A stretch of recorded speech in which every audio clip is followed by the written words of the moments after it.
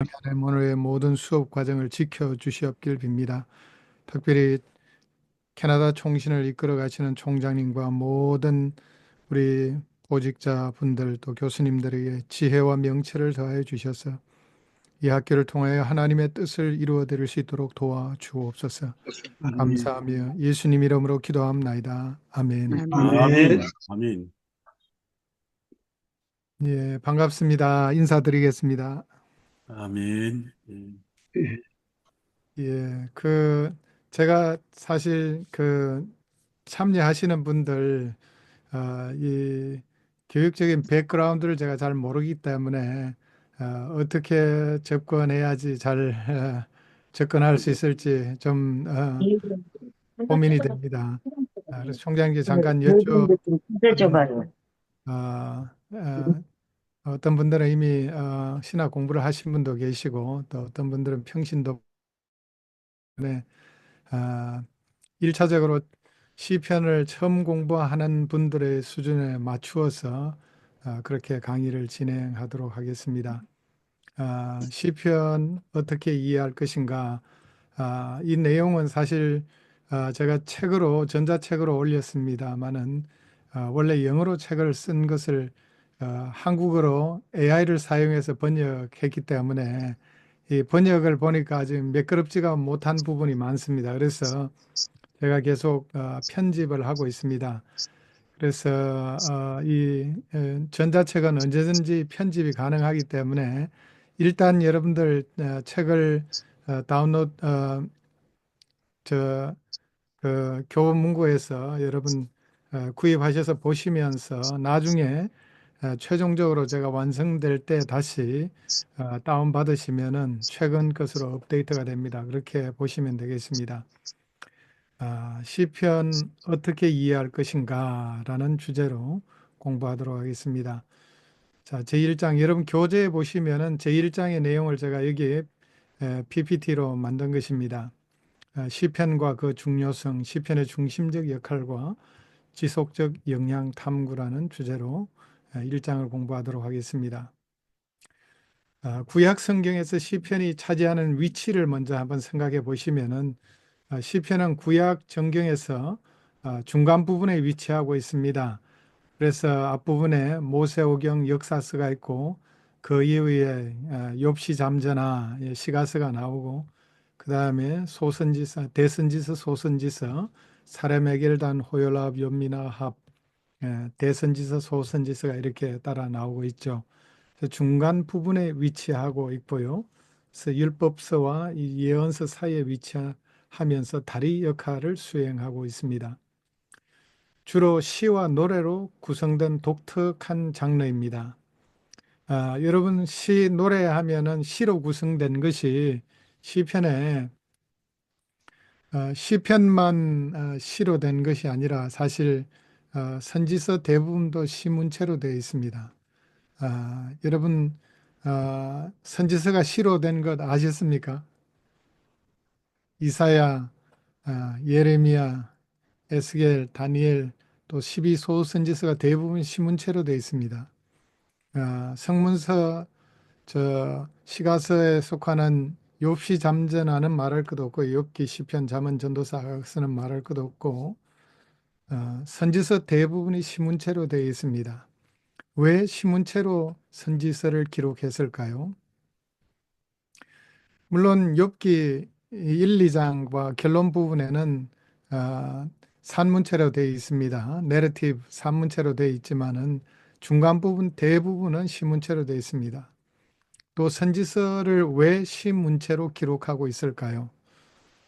여러분 산문체와 시문체를 비교해 보면은 문예적 특징이 확실히 드러나게 됩니다. 제가 실내로 한번 잠깐 보여드리겠습니다.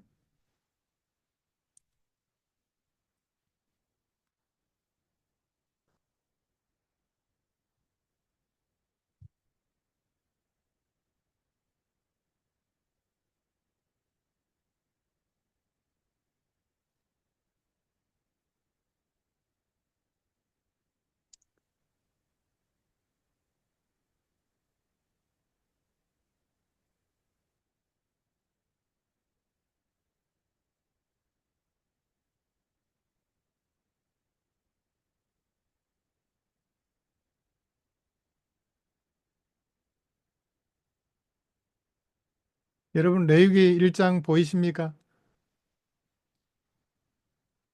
보이세요? 예, 예, 예, 여기 보시면은 자, 레위기 1장 산문체의 대표적인 글입니다. 여호와께서 회막에서 모세를 부르시고 그에게 말씀하여 이르시되 이스라엘 자손에게 말하여 이르라 너희 중에 누구든지 여호와께 예물을 드리려거든 가축 중에서 소나 양으로 예물을 드릴지니라. 그 예물이 소의 번제며 흠없는 수컷으로 회막문에서 여호와 앞에 기쁘게 받으시도록 드릴지니라. 여러분 어떤 느낌이 드세요? 딱딱한 정보 전달이 핵심적인 문해적인 특징이죠. 그죠? 자, 그런데 시문체를 하나 보도록 하겠습니다. 우리가 잘 아는 시편 23편을 한번 볼까요? 자, 이 시편 23편을 보시면은 여호와는 나의 목자시니 내게 부족함이 없으리로다. 그가 나를 푸른 풀밭에 누이시며 쉴 만한 물가로 인도하시는도다. 내 영혼을 소생시키시고 자기 이름을 위하여 의의 길로 인도하시는도다. 내가 사망의 엄침한 골짜기로 다닐지라도 해를 두려워하지 않을 것은 주께서 나와 함께 하심이라. 주의 지팡이와 막대기가 나를 안위하시나이다. 여러분 어떤 차이를 느낄 수 있습니까? 시편 23편을 읽어보시면 어떤 느낌이 듭니까?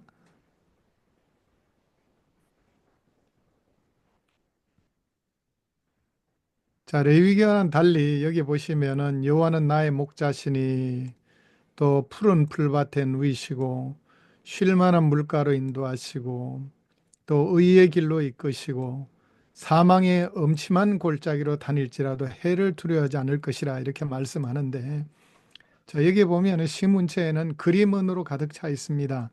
그래서 뭔가 마음속에 그림이 그려지는 그런 느낌이 생겨납니다. 그리고 시문체에는 또 대꾸법을 자주 사용하기 때문에 우리의 마음을 강하게 터치하는 그런 감동이 있습니다. 그래서 시문체는 일반 산문체와 달리 사람들의 마음을 파고드는 이 감동을 일으키는 그런 요소들이 언어적 특성 가운데 들어 있습니다. 그래서 시문체 안에는 그림 언어, 대구법, 간결한 표현 등이 강하게 시를 읽는 사람들의 마음을 터치하기 때문에 그런 감동을 자아내는 그런 특징이 있습니다. 자, 그래서 이 시편을 포함해서 욥시 잠언이나 시가서는 시와 노래로 구성된 독특한 장르의 특징이 있습니다. 그리고 이 시편은 공동체 예배에서 광범위하게 사용되어서 이스라엘의 찬송가라고 불립니다. 자, 시편은 시인데 어떻게 찬송가냐 이런 생각이 드시죠? 자, 여러분 시편은 시가 맞아요. 그래서 다윗의 시 우리가 자주 시편에서 볼 수 있잖아요. 다윗이 원래 지은 시였습니다. 그런데 다윗이 원래 지었던 이 시가 제1성전, 제2성전기에 예배에 사용되었습니다. 그래서 예배에 사용되면서 인도자에 맞춘 노래 등 이런 표제어가 붙게 되었습니다. 또 소사님에 맞춘 노래, 뭐 스미닛에 맞춘 노래, 이 표제어들은 결국 시편이 예배의 상황 가운데 사용된 것을 보여주고 있습니다. 그래서 시편은 어, 공동체 예배에서 광범위하게 사용되어서 이스라엘의 찬송가라고 불려졌고 신약 시대의 교회 시대에도 시편이 찬송가로 많이 사용이 되었습니다. 종교개혁위에 칼빈을 비롯해서 종교개혁자들은 시편만으로 구성된 찬송가를 만들기도 했습니다. 그래서 시편이 처음에는 시로 시작이 되었지만은 나중에 예배의 찬송가로 주로 사용된 것을 알 수 있습니다. 제가 나중에 이 부분은 좀 더 자세히 보여드리도록 하겠습니다. 자, 그래서 구약 성경에서 시편이 차지하는 위치 이 정도로 하겠습니다. 제가 시간이 없기 때문에 일장은 안 하려다가 그냥 간략하게 여러분들과 다루도록 하겠습니다. 시간이 없기 때문에 자, 유대교와 기독교 예배에서 시편의 중요성. 시편은 유대교와 기독교 전례 전통 모두에서 핵심적인 역할을 수행했습니다. 이 전례는 예배 전통이란 말입니다. 그래서 유대교에서뿐만 아니라 기독교 예배 전통에서 모두 핵심적인 역할을 수행해 왔고요. 말씀드린 대로 찬송가로 사용이 됐다고 말씀드렸죠. 또 유대교에서 시편은 기도의 필수 요소이며 정기적으로 낭송이 되었습니다. 그래서 기도에 사용이 되었고 정기적으로 낭송이 되었다는 것. 자, 초대 교회에서 시편은 자주 인용되고 예배에 또한 사용이 되었습니다. 자, 기도의 내용으로 사용이 되기도 하고 예배의 찬송가로 사용이 되기도 했습니다. 그래서 시편은 계속해서 다양한 전통에 걸쳐서 예배를 형성하고 영감을 불러일으키는 중요한 그와 같은 성경책이 되겠습니다.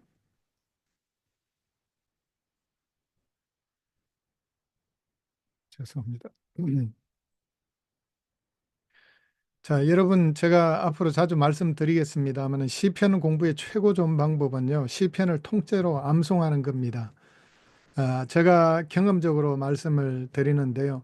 시편 암송하는데 많은 시간이 안 걸립니다. 여러분 한 1시간 정도만 투자하시면 하루에 1시간 정도만 투자하시면 시편을 웬만한 시편은 암송할 수 있습니다. 그래서 제가 주로 이제 저는 영어로 주로 암송을 해봤어요. 왜냐하면 주로 이제 제가 한국에서도 가르치지만 선교지에서 여러 나라에서 지금 해외 강의를 주로 영어로 하기 때문에 이 영어로 암송을 일부러 하고 있는데 영어로 암송해도 1시간이면 시편 웬만한 건 다 외울 수 있어요. 자, 그럼 한 번 외우고 끝내면은 절대 안 외워지죠, 그죠? 그래서 한 번 외운 것을 그 다음에 저녁에 반복하시고 그 다음 날에 또 외우시고 그 다음 날 저녁에도 반복하시고 자, 이렇게 하루에 한두 번씩만 반복하시면 그 외운 것이 머릿속에 계속 남아 있습니다. 그리고 이 시편을 암송하면 좋은 것이요. 성경을 웬만큼 읽는 것보다 훨씬 더 100배의 효과는 있습니다. 그냥 성경 읽는 거에 비해서요.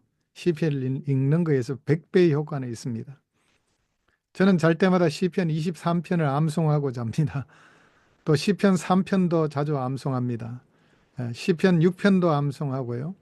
또 시편 16편, 시편 23편, 또 시편 116편 등 많은 시편들이 암송하면은 정말 그 우리에게 놀라운 그런 영적인 어, 정말 힘을 부여해 줍니다. 아침에도 일어나게 되면 눈 뜨면서 하나님 말씀 시편부터 암송하면서 눈을 뜨게 됩니다. 얼마나 은혜가 되는지 모릅니다.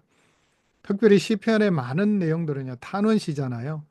여러 가지 어려운 환경 가운데 원수들 때문에 또 자신의 죄 때문에 또 여러 가지 환경 때문에 심지어 하나님이 응답하시지 않는 것 때문에 고민하는 내용들이 시편에 굉장히 많이 나옵니다. 그래서 시편의 내용들을 지속적으로 암송하면서 시인의 그 영성에 공감하게 되고 다윗이 가진 그 마음이 얼마나 고귀한지를 우리의 마음속에 깊이 새기게 됩니다. 특별히 시편 탄원시 같은 경우에는 뒤에 얘기하겠습니다마는 탄원으로 끝내지 않아요. 탄원과 간구와 동시에 시인이 강력하게 신앙 고백을 합니다. 응답에 대한 확신, 하나님에 대한 이 확신을 고백하는데 그것이 얼마나 우리의 마음속에 큰 위로와 힘이 되는지 모릅니다. 자, 많은 사람들이 문제가 있어서 어려워서 탄원을 하잖아요. 다윗도 생명의 위협을 느끼면서 사울에게 쫓겨다니면서 주로 탄원시를 많이 썼습니다. 심지어 자식에게 쫓기면서 시편 3편을 압살롬에게 쫓기면서 시편을 기록했습니다. 자, 그런데 이 시편 가운데 다윗이 그런 죽을 위기 가운데서도 다윗이 얼마나 강한 하나님을 향한 신뢰를 표현하는지 믿음을 표현하는지 그 믿음의 자세가 바로 우리가 어려운 가운데 처해 있을 때 하나님께 어떻게 나아가야 되는지를 보여주는 귀중한 그와 같은 모범이 됩니다. 그래서 우리가 그런 시편을 읽으면서 우리의 가슴 속에 정말 다윗이 가졌던 그 강렬한 믿음을 우리의 가슴에 새기게 되고 결국 다윗이 응답받기 전에 그런 기도를 했는데 그의 기도대로 다 응답이 되었습니다. 자, 우리가 당한 상황, 똑같은 어려운 상황 가운데 하나님 앞에 부르짖어 기도하게 될 때, 자, 그 강한 신뢰를 가지고 믿음으로 기도할 때 하나님은 반드시 기도에 응답해 주시고 하나님을 향한 기도 응답의 확신대로 하나님께서 은혜를 내려주시는 것을 경험하게 되는 것이죠. 그래서 이 시편 오늘 제가 장르를 뽑은 이유가 이 장르 분석을 해보면 시인이 어떤 방식으로 어떻게 기도했는지를 구체적으로 볼 수 있게 됩니다. 그래서 그 방식을 통해서 우리는 우리의 기도의 모델을 삼을 수 있고 우리의 찬양의 모델로 삼을 수 있게 됩니다. 세 번째, 시편의 구조와 구성. 시편은 5개의 주요 섹션 또는 책으로 나눠져 있습니다. 여러분, 시편이 5권으로 구성된 것 아시죠? 그죠? 5권으로 구성된 것. 자, 1권은 몇 권부터 몇 편부터 몇 편까지죠? 제1권은 1편부터 41편까지가 제1권입니다. 제2권은요, 42편부터 72편까지가 2권이고요. 3권은요, 73편부터 89편까지가 3권입니다. 4권은 90편부터 시작해서 106편까지가 4권이고요. 5권은 107편부터 150편까지가 5권이 됩니다. 왜 시편을 이렇게 5권의 책으로 나누었을까요? 궁금하죠, 그죠? 왜 5개로 나누었을까? 그 분량도 상당한 차이가 있는데 서로 간에 비교해 보면은. 자, 이 5권으로 나눈 것은요, 굉장히 의도적입니다. 많은 구약자들이 생각하기를 시편을 이렇게 5권으로 나눈 것은 모세 오경처럼 이 시편을 하나의 율법의 말씀처럼 대하면서 주야로 묵상함을 통해서 시편의 말씀을 통해서 은혜 받고 또 시냇가에 심은 나무가 철을 따라 열매를 맺은 같이 풍성한 삶을 살기를 원하는 신의 마음을 이끌 수 있습니다. 그래서 시편 1편에 보면은 내가 주야로 여호와의 말씀을 묵상한다는 말이 나오잖아요. 그때 여호와의 말씀은 모세 오경도 포함되지만은 시편을 5권으로 나눈 이 시편의 말씀을 주야로 묵상하게 될 때 하나님께서 내려주시는 은혜를 또한 말씀하고 있는 것입니다. 그래서 시편을 5개의 섹션 책으로 나눈 것은 다 그 모세 오경의 패턴을 본받아서 나눈 것이라는 사실을 알 수 있습니다. 그리고 시편 각 번은요, 끝부분에 송령으로 끝을 맺고 있습니다. 이 송령, 제가 지금 공유를 다른 걸 하고 있네요. 미안합니다.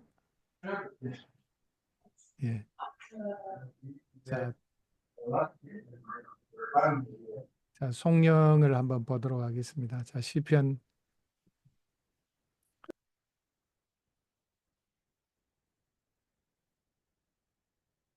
시편 41편을 보시면은 자, 마지막 1권의 마지막 구절인 13절 이렇게 끝내고 있습니다. 이스라엘의 하나님 여호와를 영원부터 영원까지 송축할지로다. 아멘, 아멘. 이게 송령입니다. 자, 보이죠? 그죠? 보입니까? 41편. 네, 네, 보입니다. 보입니다. 예, 예. 답변을 빨리 해주세요. 그래야지 제가 빨리 진행합니다. 자, 1권 이렇게 끝내고 있고요. 자, 2권 72편을 한번 볼까요?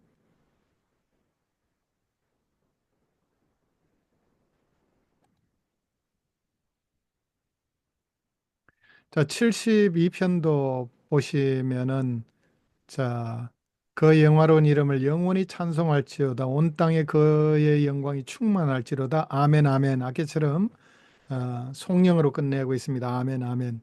자, 20절은 뭘까요? 이새의 아들 다윗의 기도가 끝나니라. 이거는 이제 편집자의 편집을 보여주는 그런 마지막 구절입니다. 자, 옛날에 시편을 묶을 때 1권과 2권을 묶어서 마지막 부분에 바로 다윗의 기도로 기도를 맺는다는 것을 이렇게 보여주고 있는 것입니다. 근데 사실 시편 72편 이 마지막 구절이 20절로 끝났는데 시편 72편은 누가 쓴 시편이죠? 제목에 보면 솔로몬의 시라고 솔로몬 나옵니다. 씨. 예. 자, 솔로몬의 시인데 왜 다윗의 기도가 끝난다 할까요? 솔로몬의 기도가 끝난다고 하지 않고요. 자, 이것이 바로 시편을 책으로 묶은 흔적을 볼 수 있습니다. 제1권과 2권 마지막 전체를 다윗의 시로 간주하는 편집자의 의도를 여기서 볼 수 있겠습니다. 자, 그러면서 이제 중요한 것은 여기 이제 19절을 아까 41편에도 나왔고 또 72편에도 2권 마지막에도 이렇게 송령으로 끝내고 89편 마지막에도 송령으로 끝나고 그 다음에 106편 마지막에도 성령으로 끝나고 150편은 146편부터 150편 전체가 5개의 시편이 모두 성령으로 구성된 시편들입니다. 그만큼 하나님을 찬양하는 찬양의 어조가 뒤로 갈수록 강해진다는 것을 보여주고 있습니다. 또 시편은 다양한 원칙에 따라서 배열이 되어 있습니다. 그래서 다윗의 시는 다윗의 시대로, 또 아삽의 시는 아삽의 시대로, 고라의 자손의 시대는 고라 자손의 시대로 이렇게 묶은 것을 보게 되고요. 어떤 것은 장르별로 묶어서 이렇게 배치를 하고 있습니다. 예를 들면 성전에 올라가는 노래 120편부터 134편까지가 성전에 올라가는 노래잖아요. 자, 그래서 성전에 올라가는 노래를 또 이렇게 하나로 묶어서 배치하고 있는 것을 보게 됩니다. 또 주제에 따라 배치하기도 합니다. 자, 그런데 장르 중에 우리가 공부하겠습니다만은 제왕시라는 장르는요, 아주 독특하게 배치되어 있습니다. 이렇게 한꺼번에 묶어서 배치한 것이 아니라 제왕시 장르는 특별히 전략적인 위치에 배치시키고 있습니다. 자, 시편 2편, 1편은 전체의 서론이고 2편이 제1권의 시작입니다. 그래서 제2편이 제왕시로 시작하고, 그리고 제2권의 마지막인 72편이 이게 제왕시예요. 또 제3권의 마지막인 89편이 제왕시입니다. 이 제왕시는 시편의 초두나 마지막에 전략적으로 중요한 위치에 배치시키고 있습니다. 왜 이렇게 배치시키고 있을까요? 시편 전체를 제왕시의 관점에서 읽도록 하기 위해서입니다. 제왕시는 왕이 주제인데, 자, 특별히 왕에 대한 예언은 누구에게서 완성이 될까요? 예수님, 메시아 예수님이 왕으로 오셔서 만왕의 왕이 되셔서 하나님 나라의 영원한 왕으로 통치하시기 때문에 제왕시는 메시아시라고도 할 수 있습니다. 결국 시편 전체의 시작과 끝부분의 중요한 위치에 제왕시를 배치한 것은 메시아적인 관점에서 시편을 읽도록 하기 위해서입니다. 그래서 시편 배열도 그냥 대충 된 것이 아니라 그냥 마구 끼워 맞춘 것이 아니라 시편 편집자에서 메시아에 대한 귀중한 예언의 말씀을 전할 수 있는 그런 구조로 구성이 되어 있습니다. 그래서 예수님은 성경에 모세의 율법과 선지자의 글과 시편의 나를 가리켜 기록한 것이 성취되어야 하리라는 그 말씀, 예수님의 대속적 죽음과 부활과 복음에 대한 메시지가 바로 이 시편 속에서 발견된다는 사실을 말씀하고 있습니다. 그래서 예수님의 그 대속적 죽음 부활에 대한 메시지, 우리가 시편을 통해서 많이 발견하게 되고 시편 안에 메시아에 대한 수많은 예언들을 발견하게 됩니다. 대표적으로 시편 22편은 예수님의 고난에 대한 말씀이고, 시편 110편은 예수님의 왕권과 제사장권에 대해서 말씀하고 있죠. 그래서 시편은 그냥 대충 묶은 것이 아니라 다양한 원칙에 따라서 배열이 되어 있다는 사실을 알 수 있습니다. 그리고 시편 전반적인 배열의 원칙은 탄식에서 찬양으로 움직임을 반영하고 있습니다. 예, 잠깐만요. 죄송합니다. 제가 화면을 옮겨야 되는데. 예. 그래서 시편 배열은 탄식에서 찬양으로 움직임을 반영하고 있습니다. 자, 그래서 시편은 다양한 원칙에 따라 배열되어 있고 탄식에서 찬양으로. 그래서 시편 1, 2권에는요 수많은 탄원시들이 등장하고 있습니다. 특별히 다윗의 탄원시, 다윗이 사울에게 쫓기면서 경험했던 수많은 고난의 흔적들을 우리는 보게 됩니다. 그런데 뒤로 갈수록 찬양이 주된 그런 분위기로 바뀌게 됩니다. 그래서 라멘트에서 프레이즈로 바뀌는 것이 시편의 큰 흐름입니다. 탄식에서 찬양으로 흐르고 있습니다.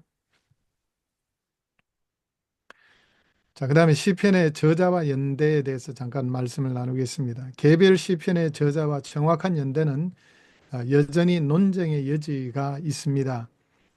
많은 시편이 다윗에게 돌려지지만 역사성은 일부에게 도전을 받고 있습니다.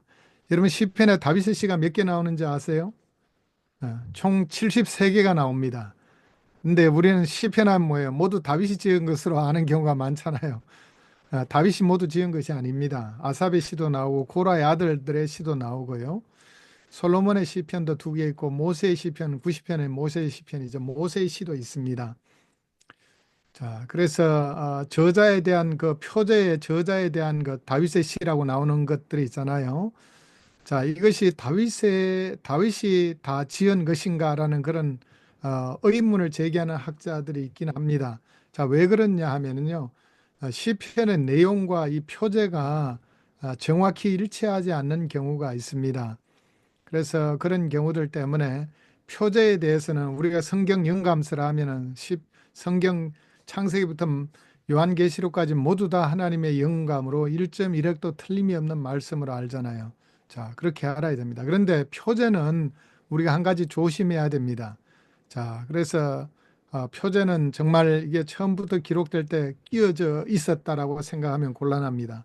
왜 그러냐면은 여러분 시편 중에 헬라어 시편 있잖아요. 70인역이잖아요.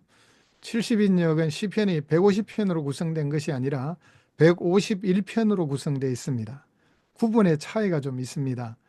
그리고 이제 표제도 마소라 사본에는 34개인가가 표제가 없는데 70인역에 가게 되면은 17개가 없습니다. 그래서 17개가 더 더해진 거예요.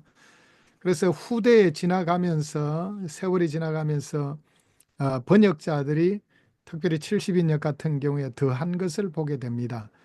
그래서 시편의 표제는 처음부터 시편의 저자가 기록할 때 바로 첨가한 것이 아니라 후대에 기록한 것을 알 수 있습니다. 그래서 표제 자체를 보면 제가 나중에 말씀드리겠습니다만 다윗의 시라고 나오지만 또 동시에 이 시편이 예배에 사용된 것 같은 지문이 들어 있습니다. 예. 그래서 예배에 사용된 지문을 포함하고 있고 그리고 또 역사적 배경을 설명하기도 합니다. 시편 51편 같은 경우에 다윗이 바세바와 간음을 한 이후에 나단 선지자가 찾아와서 책망할 때 지은 시라고 이렇게 표제에 들어가 있죠. 그래서 이런 부분들은 참 우리가 표제를 볼 때 우리가 주의를 할 필요가 있습니다. 그러나 표제의 대부분은 내용과 일치합니다. 그래서 표제가 성경에 영감된 부분이 아니라라고 이렇게 주장하는 것도 그것도 무리가 있어요. 시편 표제도 어느 정도 내용과 일치하는 부분들이 상당 부분 많기 때문에 일치하는 부분들은 그대로 받아들이면 되겠습니다. 근데 시편 30편 같은 경우에는 사실 감사시인데 이걸 성전 봉헌식에 사용된 것을 알 수 있습니다. 그런 부분만 우리가 조심을 하면 되겠습니다. 그래서 그런 경우에는 이제 본문을 잘 분석해서 시편을 이해하면 되겠습니다.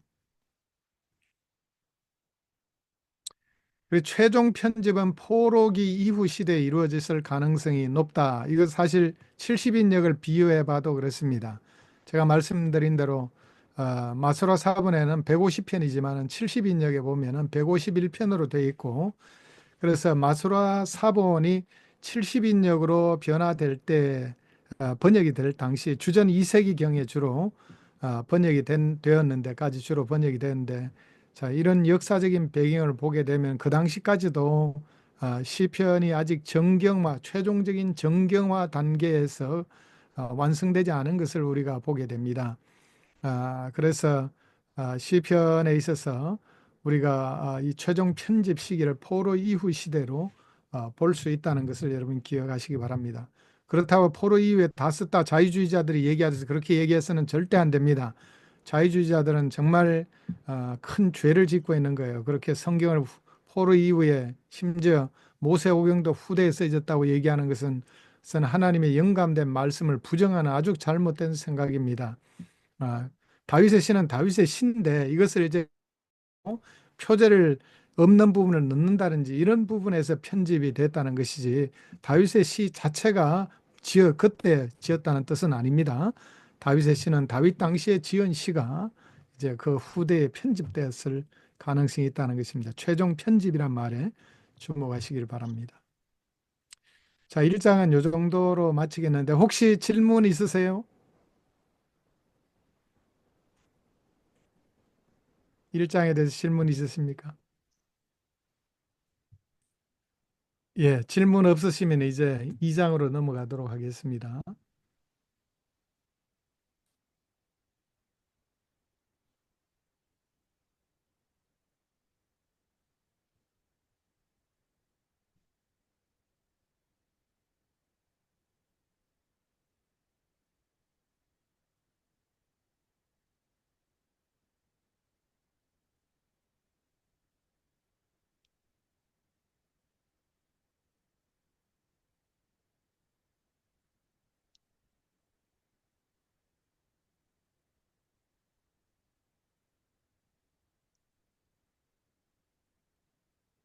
자, 이 장은 시편의 문학적 장르와 형식입니다.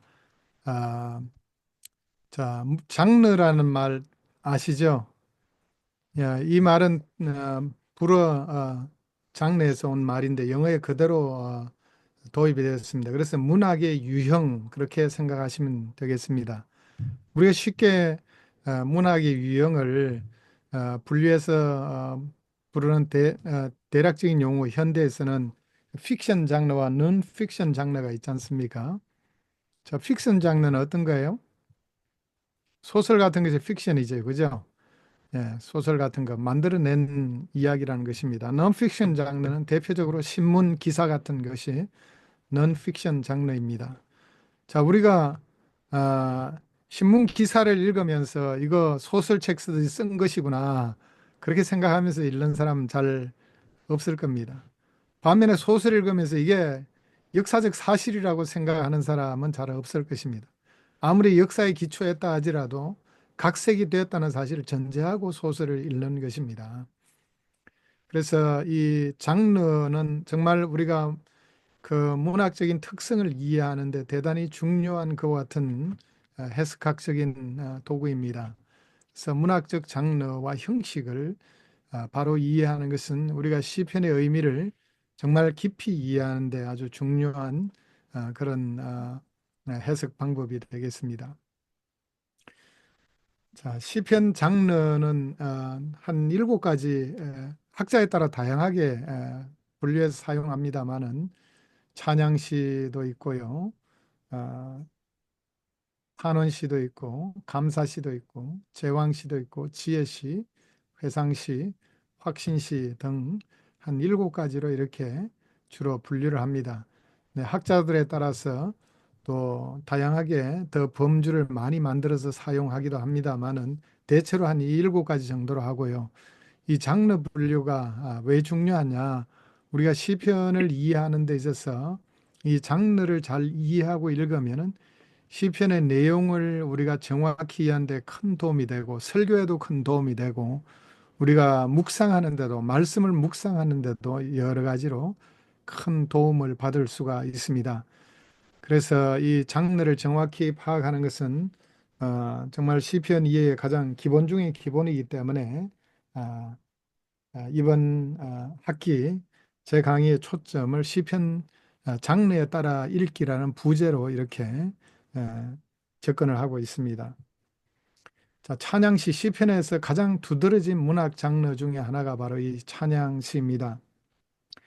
예, 찬양시는 시편에서 발견되는 가장 두드러진 문학 장르인데 이 시편들은 하나님의 성품이나 속성이나 또 강력한 행위에 대한 기쁨의 찬양이 특징입니다.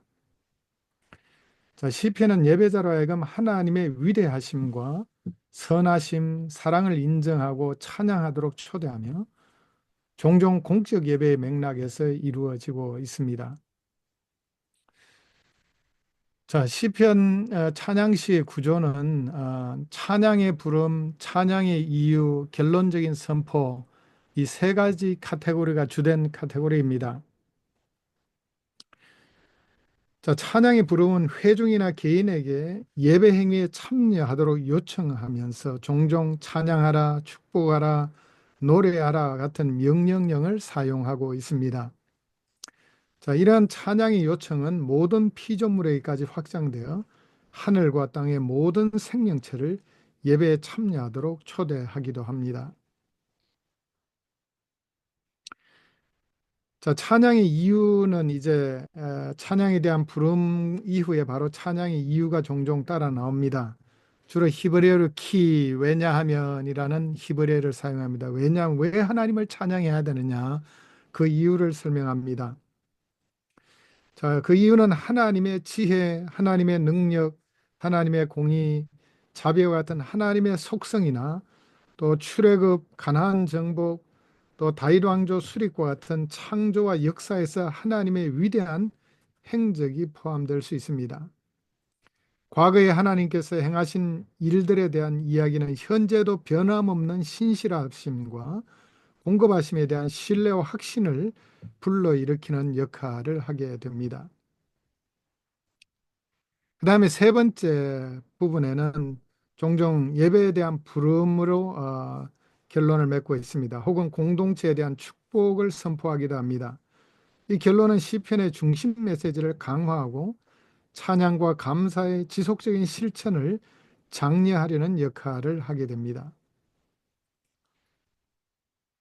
자, 시편에 나타난 대표적인 찬양시는 시편 8편, 그리고 19편, 29편, 33편, 100편, 103편, 104편, 또 111편, 113편, 117편, 145에서 150편 등이 바로 이 찬양시에 해당되겠습니다. 이 시편들은 시인들이 하나님을 향한 경배와 감사를 표현한 다양한 방법을 보여주고 종종 생생한 이미지, 시적 장치 및 음악적 요소를 사용하여 말의 정서적, 영적 영향을 강화하고 있습니다. 자, 시편 100편의 신뢰를 우리가 잠시 한번 보도록 하겠습니다.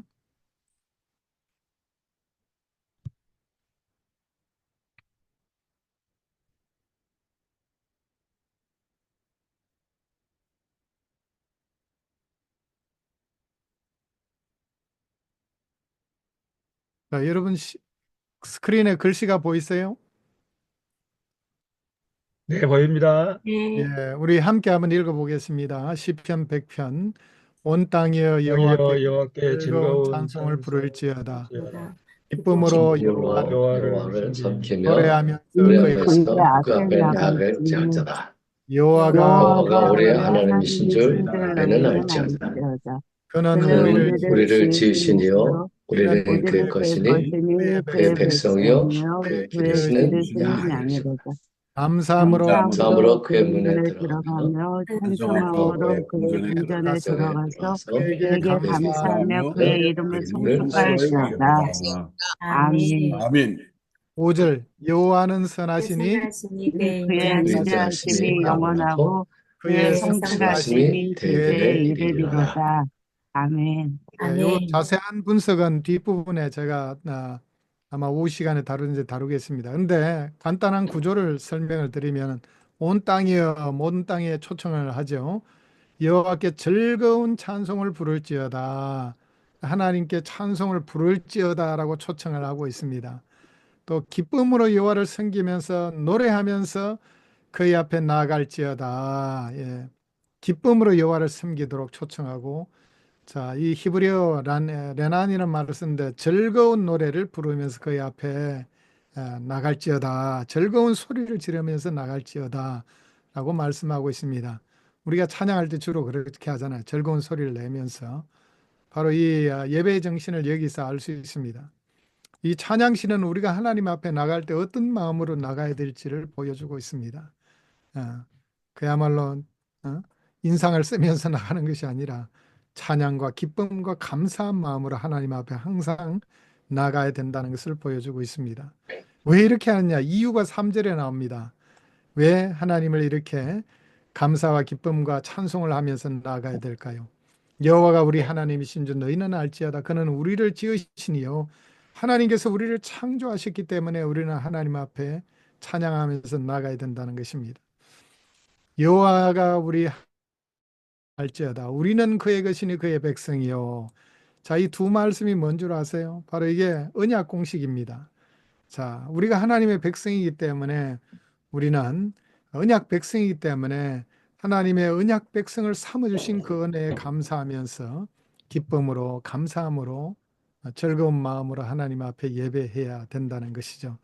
그리고 기르시는 양이로다. 시편 23편에 보면은 우리의 목자 되신 여호와 하나님, 그분은 우리를 돌보시고 공급하시고 인도하시는 선한 목자이신 주님을 보게 되죠.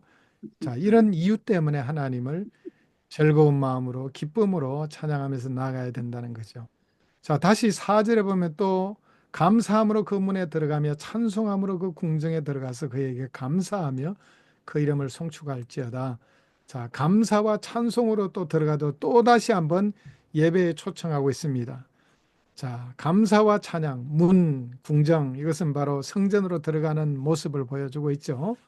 자, 감사와 찬송함으로 나가야 하는데 그 이유는 여호와는 선하시니 그 인자심이 영원하고 그의 성실하심이 대대히 이르로다. 여기 우리말에는 이유라는 말 키가 번역이 안 돼 있는데 영어로 보면 for 이렇게 돼 있습니다. 예, for the Lord is good 이렇게 돼 있습니다.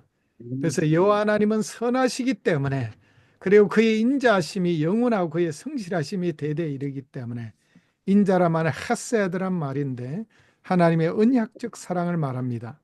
성실하시는 에무나를 말하는데 약속에 신실하신 하나님, 이 언약적인 특성을 보여주고 있는 것입니다. 그래서 여호와 하나님의 그 인자하심, 성실하심 때문에 하나님 앞에 이렇게 즐거운 마음으로 감사함으로 예배해야 된다는 것이죠. 바로 이것이 찬양시의 대표적인 특징이 되겠습니다. 자, 찬양시 자, 이해되시죠? 자, 그다음 두 번째 탄원시를 보겠습니다.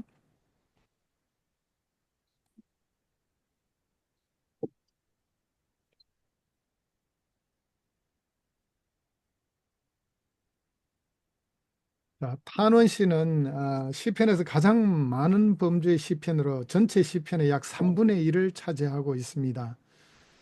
자, 이 시편들은 고통, 질병, 억압, 불의와 같은 인간의 경험의 고통스러운 현실을 대변하며 시편 기자의 투쟁과 하나님의 개입에 대한 간청을 있는 그대로 솔직하게 표현하고 있습니다.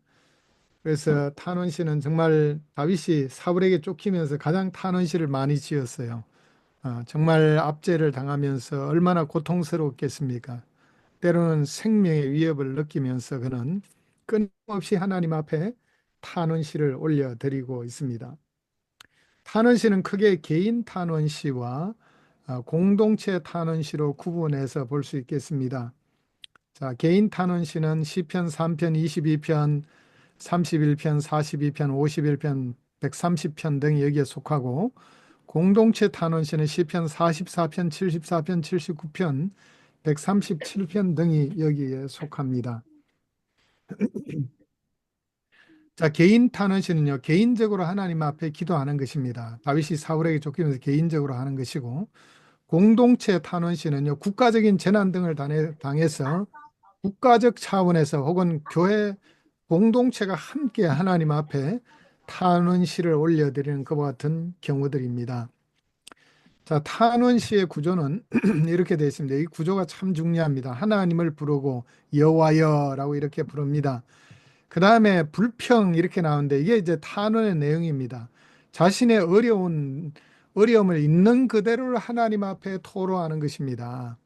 자, 하나님께서 기도 응답을 안 하세요. 그런 경우에 하나님 언제까지 나를 잊으시겠습니까? 하나님 앞에 그냥 솔직하게 자기 심정을 그대로 토로합니다. 예. 하나님 나를 언제까지 잊으시겠습니까? 하나님 언제까지 얼굴을 가리고 계시겠습니까? 언제까지 하나님 내 마음이 이렇게 고통 가운데 신음하도록 버려두십니까?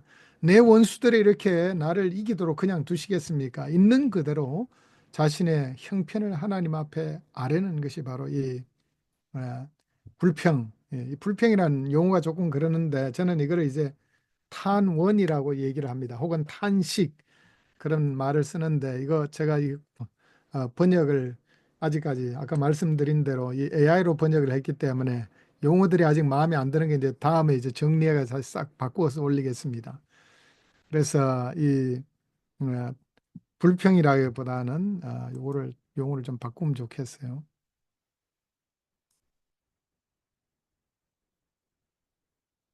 탄식으로.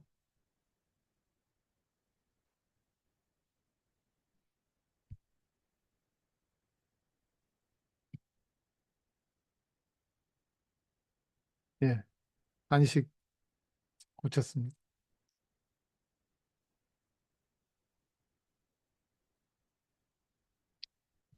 그래서 탄식의 내용은 하나님 앞에 자신의 심령을 있는 그대로 아뢰는 것입니다. 자신이 직면한 어려움을 그대로 얘기하는 것이고, 그 다음에 간구는 하나님께 도와달라고 요청하는 내용이 간구의 내용입니다. 그 다음에 신뢰의 표현은요, 하나님을 향해서 자신의 그 신앙을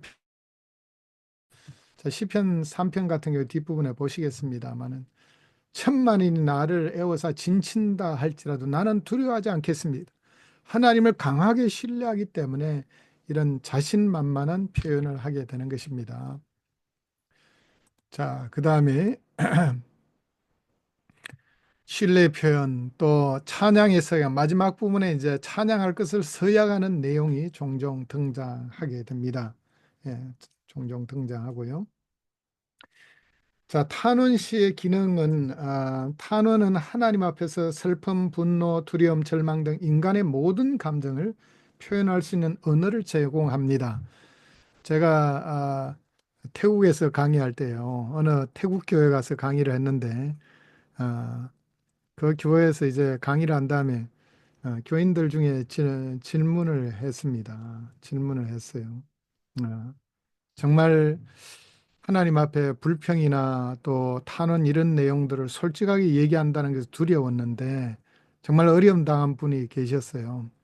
자, 이 시편 기자들을 통해서 자신의 아픔과 고통과 절망을 있는 그대로 하나님 앞에 토로하는 모습을 보면서 큰 위로를 얻었습니다. 저도 그렇게 기도하겠습니다. 그런 얘기를 하더라고요. 자, 그래서 우리가 이 시편의 이 탄식의 내용을 보면서 우리도 하나님 앞에 우리의 심령을 있는 그대로 아뢰는 그런 자세가 때로는 필요합니다. 이게 시편 기자가 보여주는 거예요. 하나님은 우리의 마음의 상태를 솔직하게 하나님 앞에 아뢰기를 원하시는 것을 우리는 알 수가 있겠습니다. 그래서 시편 기자의 이런 언어를 통해서 우리도 기도 가운데 우리의 절망, 분노, 슬픔, 두려움 이런 내용들을 솔직하게 아뢰는 그런 훈련도 할 수 있게 되겠습니다. 상담학에서도 얘기하잖아요. 상담 이론 중에 로저스 이론은 그냥 내담자가 상담자에게 모든 있는 내용을 그대로 얘기하잖아요. 그러면서 스스로 치료받게 하는 그런 치료 방법이잖아요. 자, 인간 상담자에게 찾아가서 얘기해도 치료가 되는데 하물며 전능하신 하나님 앞에 우리의 고민을 기도할 때마다 어려움을 낱낱이 아뢰게 되면 우리의 마음에 치유가 일어나지 않겠어요? 저는 상당한 치료의 효과가 있다고 생각합니다. 현대 상담학 이론을 봐도 그런데 우리가 하나님 앞에 우리의 어려움과 아픔 있는 그대로 하소연하게 될 때 하나님은 우리의 마음을 만져주시고 치료하는 효과가 분명히 있다고 생각합니다. 또한 정직하고 투명하며 하나님께 도전하거나 하나님의 명백한 부재 또는 무활동의 의문을 제기하는 것을 두려워하지 않고 기도하고 있습니다. 아까 말씀드렸죠. 하나님 언제까지 나를 잊겠습니까? 예? 하나님 언제까지 나를 잊어버리시겠습니까? 이런 내용도 시편 13편에 나오는 내용이잖아요. 자, 하나님의 존재를 의심해서가 아닙니다. 하나님의 살아계심을 믿기 때문에 자신이 하나님께서 듣지 않고 계신다는 그런 느낌을 받을 때 과감하게 있는 그대로 솔직하게 자신의 심령을 토로하는 것을 보게 됩니다. 탄원시는 가장 어두운 상황에서도 하나님의 동정심과 자비를 신뢰하며 하나님 앞에 자신을 온전히 내놓는 것의 중요성을 또한 강조하고 있습니다. 자, 시편 3편의 신뢰를 이제 한번 보도록 하겠습니다.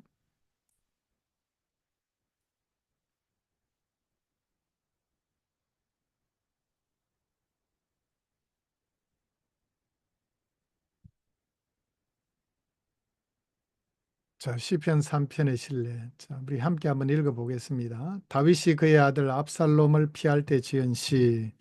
여호와여, 나의 대적이 어찌 그리 많은지요. 일어나 나를 치는 자가 많으니이다. 많은 사람이 나를 대적하여 말하기를 그는 하나님께 구원을 받지 못한다나이다. 여호와여, 주는 나의 방패시요 나의 영광이시요 나의 머리를 드시는 자이시니이다. 내가 나의 목소리를 여호와께 부르짖으니 그의 성산에서 응답하시는도다.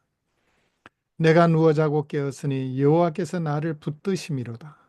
천만인이 나를 에워싸 진친다 해도 나는 두려워하지 아니하리라. 여호와여, 일어나소서. 나의 하나님이여, 나를 구원하소서. 주께서 나의 모든 원수의 뺨을 치시며 악인의 일을 꺾으셨나이다.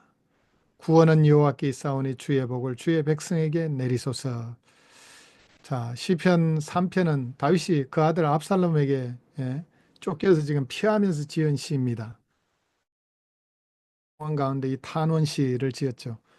사울에게 쫓기면서 이런 시를 짓고 아들에게 쫓기면서 이런 시를 지었는데, 자, 1차적으로 제가 자세하게 뒷부분에 다루기 때문에 전체적인 구조를 한번 보겠습니다. 자, 이게 구조의 하나님의 부름, 탄식, 간구, 신뢰 표현, 찬양, 서약 등의 요소들을 한번 찾아보겠습니다. 여호와의 나의 대적이 어찌 그리 많은지 일어나 나를 치는 자가 많으니이다. 많은 사람이 나를 대적하여 말하기를 그는 하나님께 구원을 받지 못한다나이다. 자, 이 부분은 어디에 해당될까요? 탄식에 해당되겠죠. 그죠? 자신의 어려운 처지를 하나님 앞에 있는 그대로 아래는 탄식에 해당됩니다. 자, 그 다음에 3절부터 6절까지는 무엇에 해당될까요? 여호와의 주는 나의 방패시오 나의 영광이시오 나의 머리를 드시는 자신이다. 정말 이런 절망적인 상황 가운데, 예. But you Lord, 여기도 뻗이 생략이 됐어요. 이 접속사에 뻗이 들어가야 되는데 3절 앞에 But you Lord are shield around me. 나를 둘러 진치시는 방패이십니다. My glory, 나의 영광이십니다. The one who lifts my head high, 내 머리를 높이 들어주시는 분이십니다. 완전히 분위기가 달라지잖아요. 하나님을 신뢰하는 모습을 보게 됩니다. 내가 나의 목소리로 여호와께 부르짖으니 그의 성산에서 응답하시는도다. 응답이라는 확신을 또한 보여주고 있습니다. I call out to the Lord and he answered from his holy mountain 이라고 얘기를 하고 있습니다. 내가 누워 자고 깨었으니 여호와께서 나를 붙드심이로다. I lie down and sleep. I wake again because the Lord sustains me. 여호와 하나님께서 나를 붙들어 주시기 때문이다. 강한 신뢰를 보여주고 있습니다. 6절에 가장 강한 신뢰가 나오죠. 천만인이 나를 에워싸 진친다 해도 나는 두려워하지 아니하리다. 자, 이런 어려움을 당하면 두려워 잠도 안 오고 아무것도 안 되는데, 자, 하나님을 신뢰하기 때문에 천만인이 에워싸도 나는 자신 있습니다. 강한 자신감을 표현하고 있습니다. 여호와여 일어나소서 나의 하나님여 나를 구원하소서 주께서 나의 모든 원수의 뺨을 치시며 악인의 일을 꺾으셨나이다. 자, 이 부분에 이제 드디어 간구의 내용이 나옵니다. 여호와 일어나소서 나의 하나님 나를 구원하소서라고 하나님 앞에 간구하는 내용이 나오죠. 이제 마지막 8절은 구원은 여호와께 있사오니 주의 복을 주의 백성에게 내리소서. 자, 이 부분이 바로 이제 찬양의 서약 혹은 송령과 같이 결론을 맺고 있는 부분입니다. 그래서 찬양시의 이 탄원시의 구조를 보게 되면은 이 구조를 통해서 우리는 정말 이 시인의 믿음을 발견하게 되고 우리가 어떻게 기도해야 될지를 재발견하게 되는 것입니다. 자, 우리가 10시에 시작했으니까요. 우리가 5분만 휴식하겠습니다. 자, 5분만 휴식한 다음에 1시간 반. 네, 1시간. 교수님, 네네. 100분 강의니까요. 예, 예. 그냥 쭉 하시면 됩니다. 100분. 그냥 할까요? 예, 예, 100분 강의하시고 네네. 쉬면 됩니다. 예. 예, 그렇게 하겠습니다. 예. 100분이면은 11시 40분, 여기 시간은 11시 40분에 끝나는 거죠. 그죠? 네, 네, 네, 네. 예, 알겠습니다. 예. 네. 자, 탄원시. 자, 그다음에 감사시입니다. 자, 감사시. 자, 스크린을 옮기겠습니다.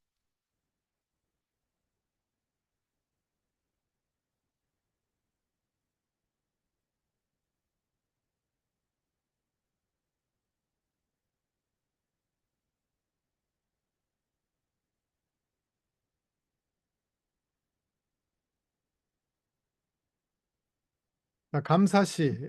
감사시는 개인이나 공동체의 삶에서 구원과 공급, 축복의 구체적인 행위에 대해 하나님께 감사와 찬양을 표현하는 시편 내의 고유한 장르입니다.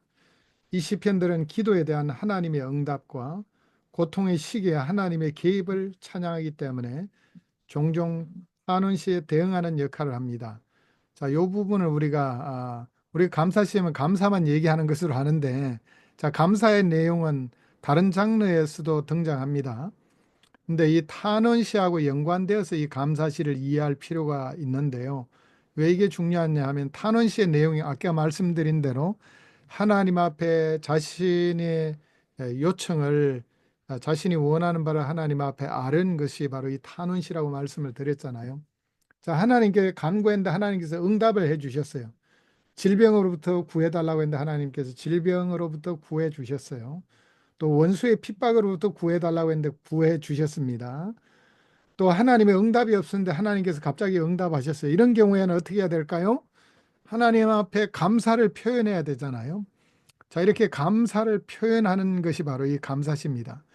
그래서 탄원시에 간구했던 그 구체적인 기도의 내용들을 동시에 얘기하면서 하나님 이 기도에 응답해 주신 것을 감사합니다라고 표현하는 것이 감사시 장르입니다.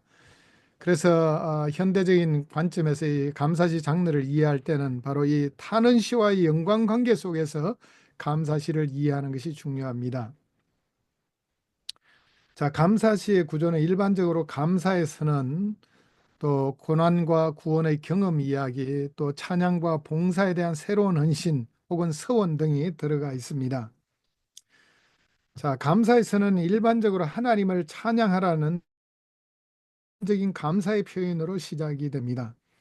자, 그런 다음 시편 기자는 질병, 적 또는 개인적인 죄와 같은 고통의 구체적인 상황을 서술하고 하나님께 어떻게 도움을 청했는지 설명을 합니다. 자, 그 다음에는 하나님의 구원의 개입에 대한 간증이 이어집니다. 종종 생생하고 극적인 표현으로 묘사가 됩니다. 시편은 하나님을 찬양하고 그분의 선하심을 증거하며 고난 가운데서 서원한 서원을 이행하겠다는 새로운 다짐으로 마무리하게 됩니다. 자, 감사시의 신뢰는 거기 나온 대로 시편 18편, 30편, 32편, 34편, 40편, 66편, 92편, 107편, 116편, 118편, 138편 등이 이 감사시에 해당되겠습니다. 자, 이들 시편들은 시편 기자들의 개인적인 질병, 군사적인 승리, 적으로부터의 구출, 죄의 용서 등 하나님의 구원의 능력을 경험한 다음 다양한 상황과 맥락을 보여주고 있습니다. 자, 감사시는 하나님의 신실하심과 자비의 과거 행적을 기억하고 이야기하는 것의 중요성을 강조함으로써 신앙생활에서 중요한 역할을 하게 됩니다. 감사시는 신자들이 감사의 정신을 함양하고 도전과 어려움 속에서도 삶의 모든 측면에서 하나님의 손길을 인식하도록 격려합니다. 또한 감사시는 종종 하나님의 성품과 그분의 백성과의 언약 관계에 대해 회중에게 가르치는 교훈적인 기능을 가지고 있습니다.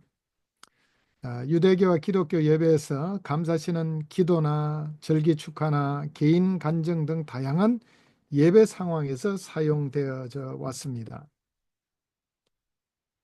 자, 이제 감사시의 신뢰를 하나 보도록 하겠습니다. 자, 시편 116편입니다.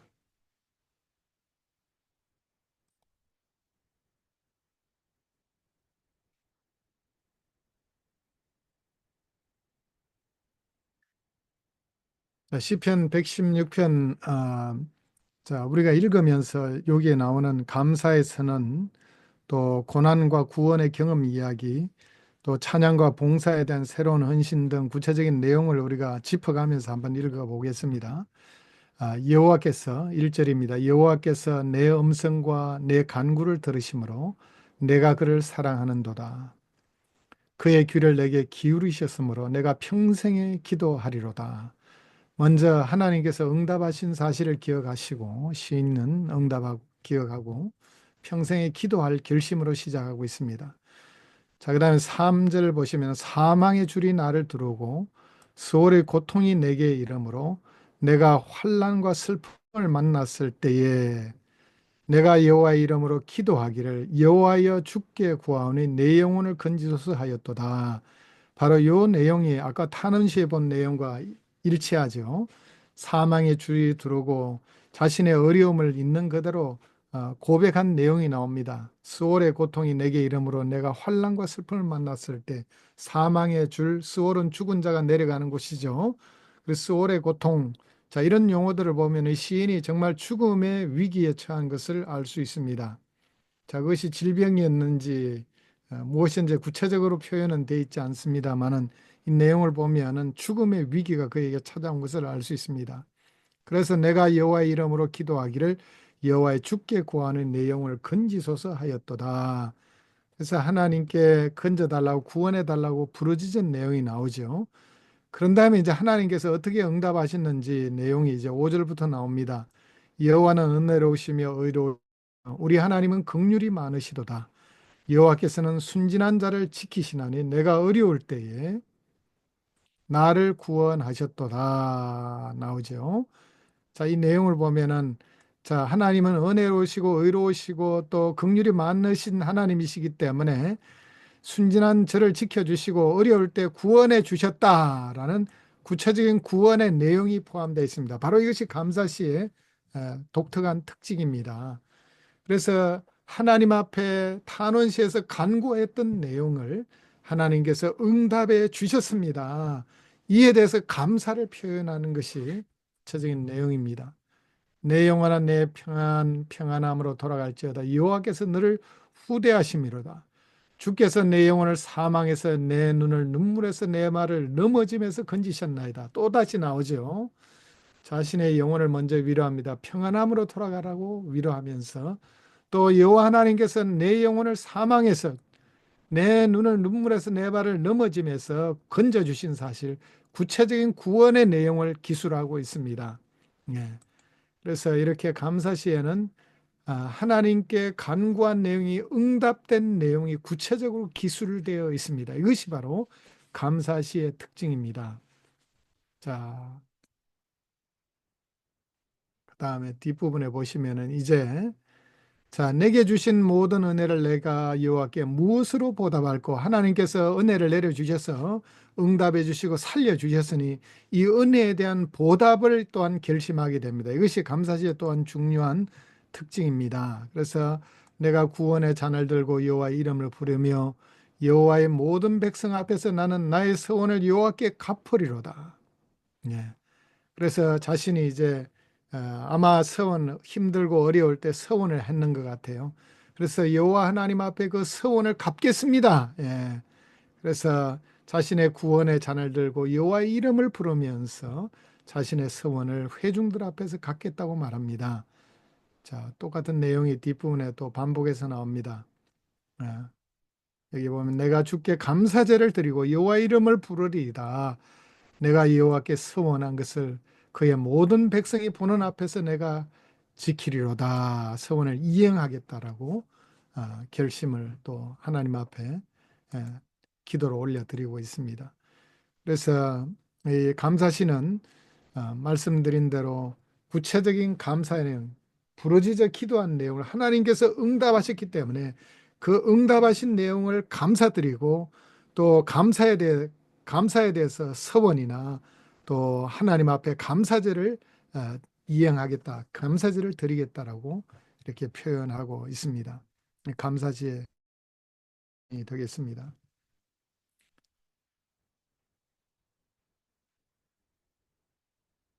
자, 그 다음 장르입니다. 제왕시입니다.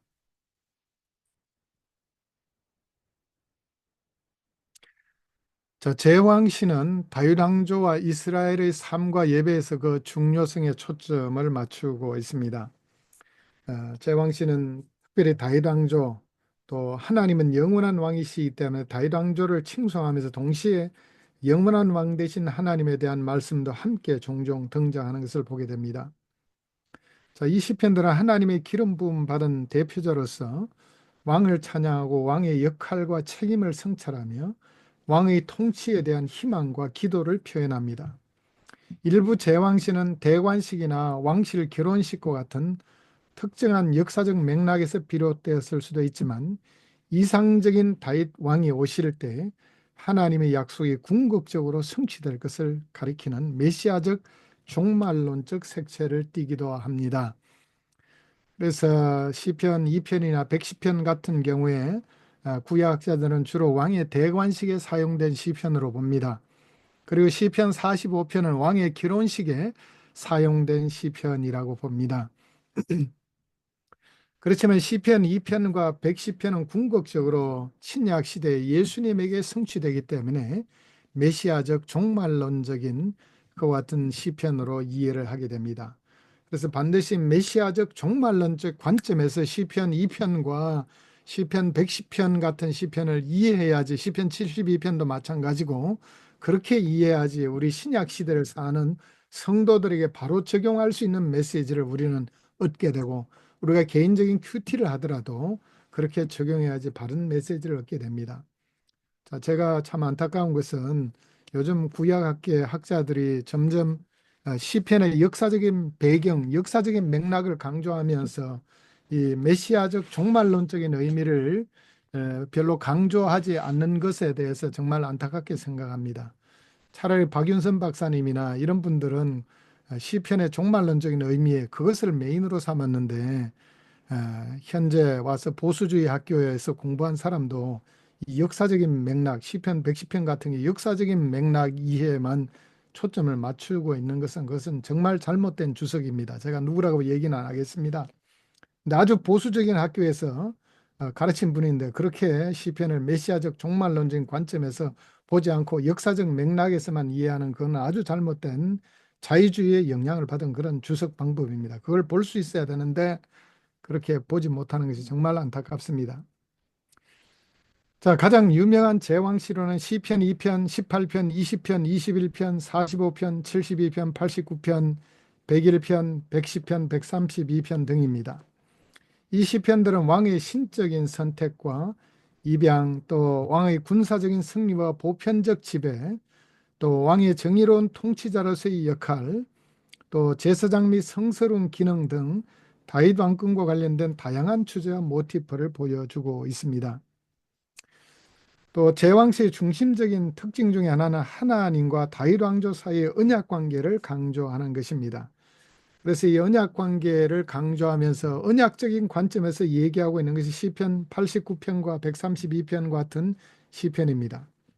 그래서 이런 시편은 사무엘하 7장에 나오는 다윗 언약을 주된 배경, 주제로 삼고 있습니다. 그래서 시편 89편은 다윗 왕조가 무너진 다음에 하나님 다윗의 나라와 다윗의 왕위가 영원하려고 약속하셨는데 하나님 그 약속은 어떻게 된 겁니까? 라고 탄원하는 내용이 주된 내용이죠. 자, 시편 132편에는 포로 귀환 이후 시대에 다윗계 왕이 세워지지 않았습니다. 그때 시편 132편은 하나님의 언약의 말씀, 다윗 언약을 하나님께 상기시키면서 다윗계의 왕을 세워주시기를 기도하는 것 같은 내용입니다. 그래서 다윗과 맺은 다윗 언약과의 그런 연관성의 관점에서 하나님과 다윗 왕조서의 언약 관계를 강조하는 그런 내용이 주된 내용이 되겠습니다. 제왕시는 또한 역사적 다윗 왕의 한계를 넘어 하나님의 목적을 성취하고 지상에 그분의 왕국을 세울 이상적인 왕의 오심을 바라보기 때문에 중요한 메시아적 또는 종말론적인 차원을 지니고 있습니다. 자, 시편 2편, 45편, 72편, 110편과 같은 시편은 역사적 맥락을 초월하여 정의와 의로운 평화로 통치할 미래의 메시아를 가리키는 언어와 이미지를 사용하고 있습니다. 고대 이스라엘 예배에서 제왕시는 성전 예배, 특히 대관식, 왕의 즉위식 또는 왕실 축제와 같은 군주제와 관련된 의식에서 중요한 역할을 했을 가능성이 높습니다. 또 다윗 왕조의 신학적, 정치적 정당성을 강화하고 하나님의 기름 부은 자로서의 왕에 대한 백성들의 충성심과 지지를 독려하는 역할도 했습니다.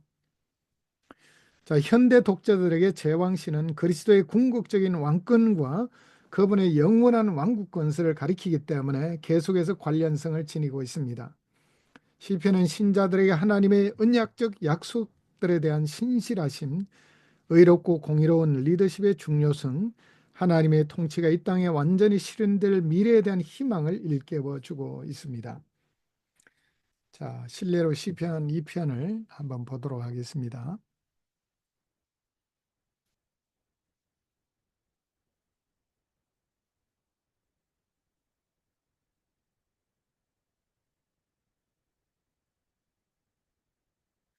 자, 우리가 잘 아는 시편이죠. 시편 2편. 어찌하여 이방 나라들이 분노하며 민족들이 헛된 일을 꾸미는가? 세상의 군왕들이 나서며 관원들이 서로 꾀하며 여호와와 그의 기름 부음 받은 자를 대적하며. 자, 여기 그의 기름 부음 받은 자, 이 사람이 누굴까요? 여호와와 그의 기름 부음 받은 자. 자, 이 기름 부음 받은 자 왕을 가리킵니다. 자, 기름 붓다는 말이 히브리어로 마사란 말인데 여기서 마시아흐 기름 부음 받은 자라는 말이 나왔습니다. 이 마시아흐에서 메시아라는 말이 나온 것입니다. 그래서 구약 성경에 나오는 이 마시아흐는 바로 구약 시대 시편, 특별히 시편에는 이 가리키는데 이 마시아흐에서 메시아가 나왔습니다. 그래서 세상의 군왕들과 관원들이 여호와 하나님과 여호와 하나님의 기름 부음 받은 왕을 대적하는 내용이 나옵니다. 자, 이들이 말하기를 그들이 맨 것을 끊고 그의 결박을 벗어 버리자 하는도다. 자, 하늘에 계신 이가 웃으시며 주께서 그들을 비웃으시리로다. 여호와 하나님께서 이 이방 군왕들을 비웃으신다는 말씀이죠. 그때 분을 바라며 진노하사 그들을 놀라게 하여 이르시기를 내가 나의 왕을 내 거룩한 산 시온에 세웠다 하시리로다. 자, 나의 왕 나오죠. 바로 여기에 기름 부음 받은 자가 나의 왕입니다. 내 거룩한 산 시온에 세웠다 하시리로다. 시온산은 어떤 산입니까? 하나님의 성전이 있는 산입니다. 그래서 여호와 하나님의 보호하심이 있는 그와 같은 거룩한 산이기 때문에 여호와 하나님께서 이 왕을 보호하신다는 의미가 포함되어 있습니다.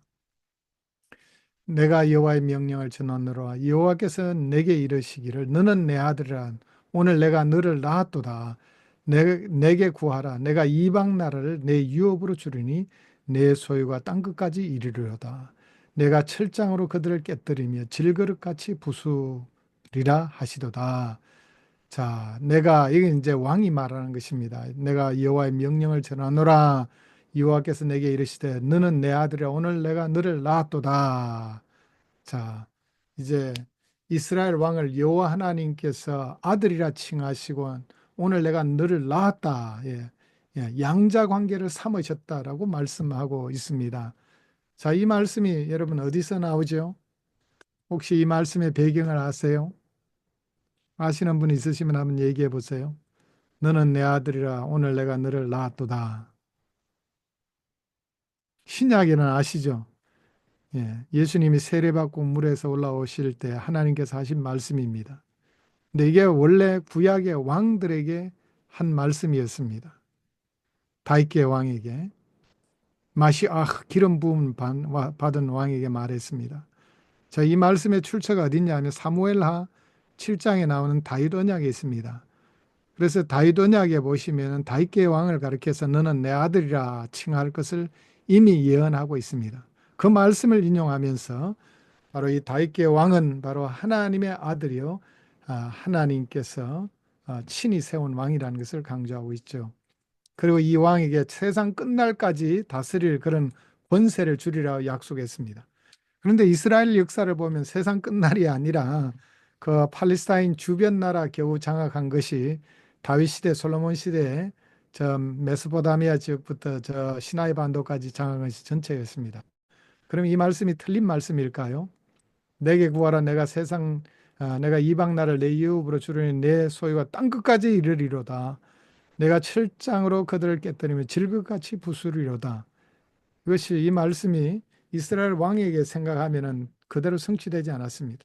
결국 이 말씀은 처음부터 하나님이 의도하시기를 메시아 예수님을 통해서 성취될 것을 내다보셨습니다. 그래서 영적인 권세를 가지고 세상 끝날까지 메시아께서 정복하실 것을 내다보고 있는 것입니다. 그래서 메시아 예수님이 이 땅에 오셔서 세우신 하나님의 나라는 세상 끝까지 정복하셨잖아요.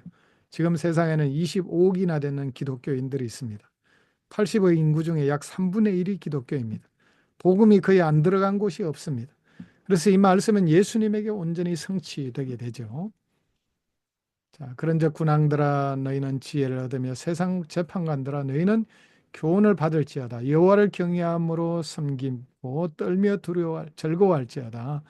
그 아들에게 입맞추라. 그 아들은 누굴까요? 메시아, 기름 부음 받은 왕을 가리키죠. 그렇지 않으면 진노하심으로 너희가 길에서 망하리니 그의 진노가 급하심이라. 여호와께 피하는 모든 사람이 복이 있도다. 결국 그 아들에게 입맞추라. 하나님의 기름 부음 받은 왕에게 복종하라, 순종하라는 권면이죠. 자, 이 말씀은 자, 구약 시대는 이렇지만은 결국 이 말씀은 누구에게 성취됩니까? 예수님에게 성취되잖아요. 예수님이 세례받고 올라올 때 너는 내 아들이라 오늘 내가 너를 낳았도다 말씀하셨고, 예수님이 복음으로 땅 끝까지 정복하심으로 이 말씀은 성취되었고, 자, 그 아들 예수님이 입맞추라. 그를 경외하라. 그를 섬기며 믿으라.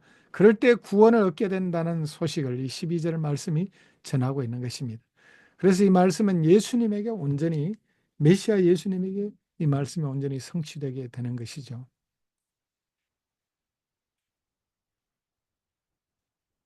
자, 그 다음 장르입니다. 지혜시. 예.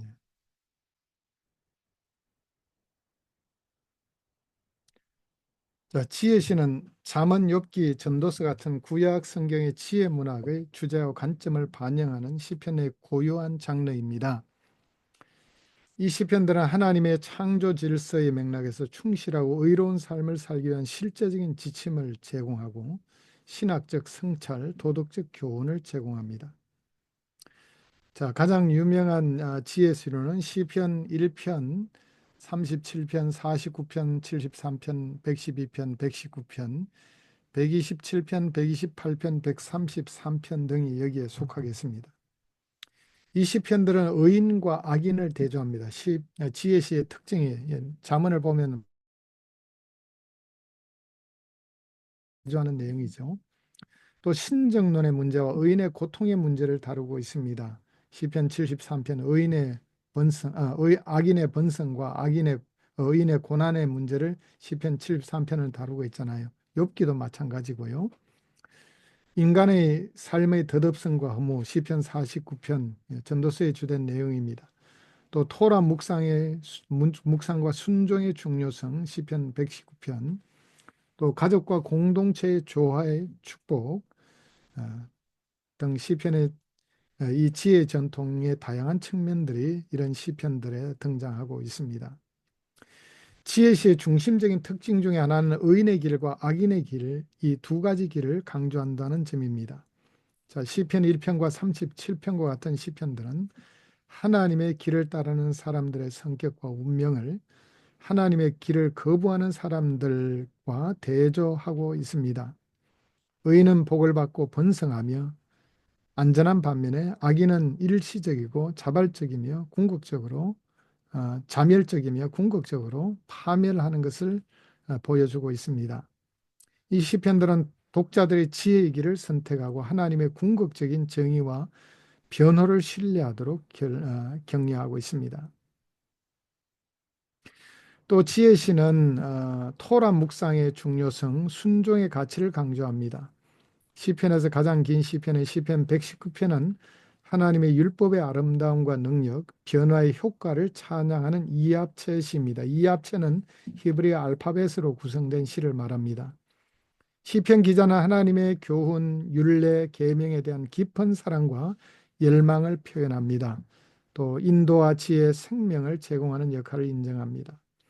토라 순종에 대한 이러한 강조는 지혜 전통의 실천적인 의로움과 하나님을 공경하는 삶의 함량에 대한 관심과 밀접한 관련이 있습니다. 지혜시는 또한 무고한 고통의 문제와 악인의 명백한 번영과 같은 복잡한 신학적 실존적 질문과 실험을 하고 있습니다.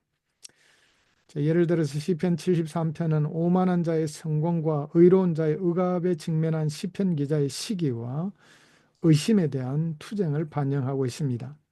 시편 기자는 영적 성찰과 방향 전환의 과정을 통해 하나님의 선하심과 공의에 대한 신뢰를 재확인하고 신실한 자의 궁극적인 운명에서 위로를 얻습니다.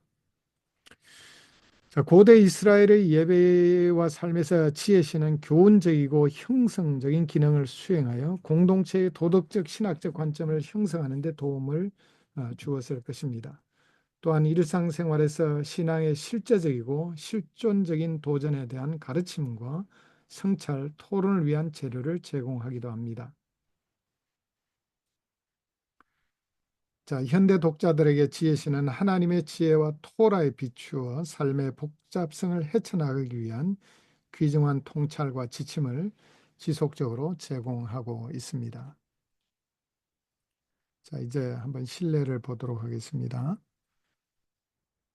자, 시편 1편입니다.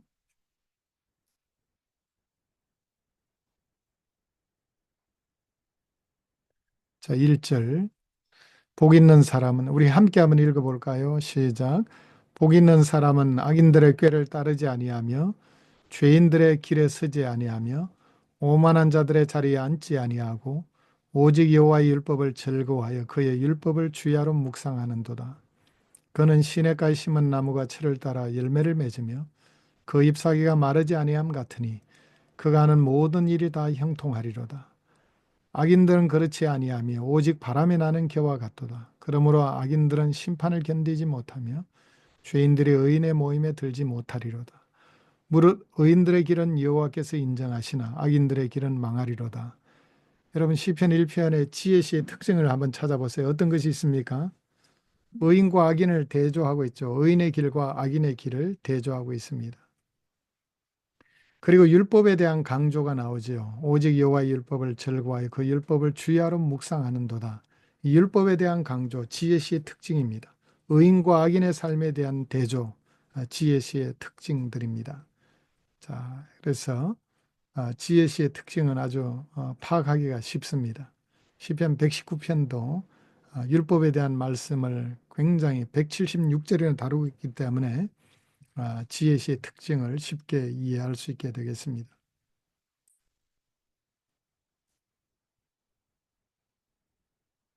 자, 이제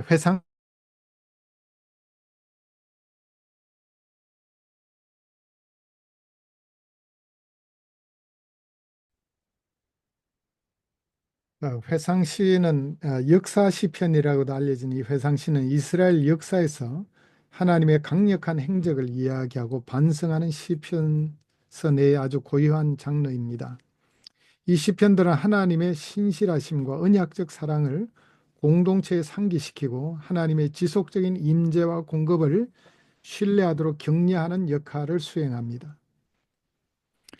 자, 회상시의 중요한 특징 중 하나는 과거의 하나님의 구원 사역에 대한 이야기식 서술에 중점을 둔다는 점입니다.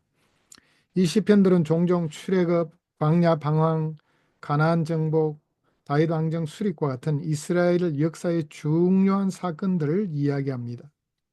예를 들어 시편 78편은 이집트의 재앙으로부터 다윗의 통치까지 하나님께서 이스라엘을 다루신 광범위한 내용을 담고 있고, 또 하나님의 능력과 자비, 백성들의 반복되는 반역과 불순종을 모두 강조하고 있습니다. 회상시의 또 다른 중요한 측면은 하나님의 강력한 행위를 암송하고 백성들의 죄를 고백하며 새로운 순종과 신뢰를 촉구하는 패턴을 따르는 역사적 신조 형식을 사용한다는 점입니다. 자, 이 형식은 시편 105편, 106편 등에서 볼 수 있게 되겠습니다. 자, 신뢰를 보면서 보겠습니다. 시편 105편은 아브라함, 이삭, 야곱에게 언약의 약속을 이행하신 하나님의 신실하심에 초점을 맞추고 있고, 시편 106편은 백성들의 배은망덕과 불순종을 강조하고 회개와 회복을 촉구하고 있습니다. 또 회상시는 공동체 하나님의 언약 백성으로서의 정체성, 또 유산, 의무에 대해 가르치는 중요한 교훈적 기능을 합니다. 이 시편은 조상들의 이야기와 그들의 성공과 실패에서 얻은 교훈을 회상함으로써 공동체의 집단적 기억과 성격을 형성하는 데 도움이 됩니다. 또 회상시는 종종 과거를 현재를 해석하고 미래를 구상하는 렌즈로 사용을 합니다. 이 시편들은 역사 속에서 하나님의 구원 행위와 공동체의 현재 상황 사이의 유사점을 도출함으로써 현재의 도전에 맞설 수 있는 희망과 지침, 격려를 제공합니다. 예를 들어 시편 77편은 시편 기자의 고난에 대한 한탄으로 시작하지만 위로와 확신의 원천인 하나님의 강력한 행적, 특히 출애굽을 회상하는 것으로 전환됩니다. 이 시편은 하나님의 능력과 지도력에 대한 새로운 확신으로 끝맺습니다. 회상시는 또한 공동체의 예배와 예배의 생활, 특히 하나님의 구원의 행위를 기념하는 축제와 의식의 맥락에서 중요한 역할을 합니다. 자, 예를 들면 이집트 할렐시 시편 113편에서 118편은 전통적으로 6월절 축제 기간 동안 이스라엘을 이집트 노예에서 구출하신 하나님의 구원을 회상하며 불렀습니다.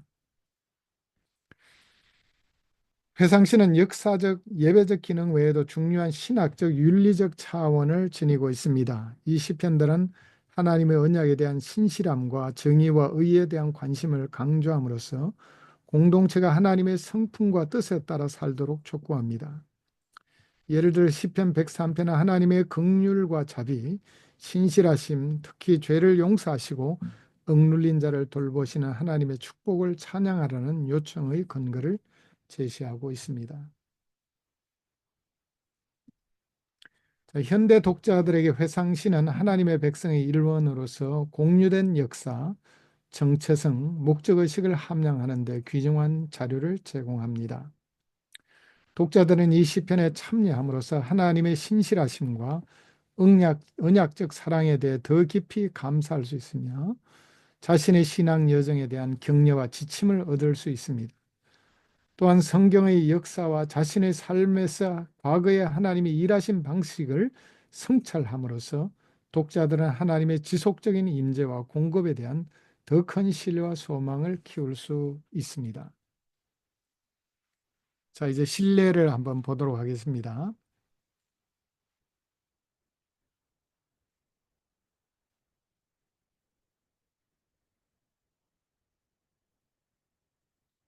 시편 105편입니다.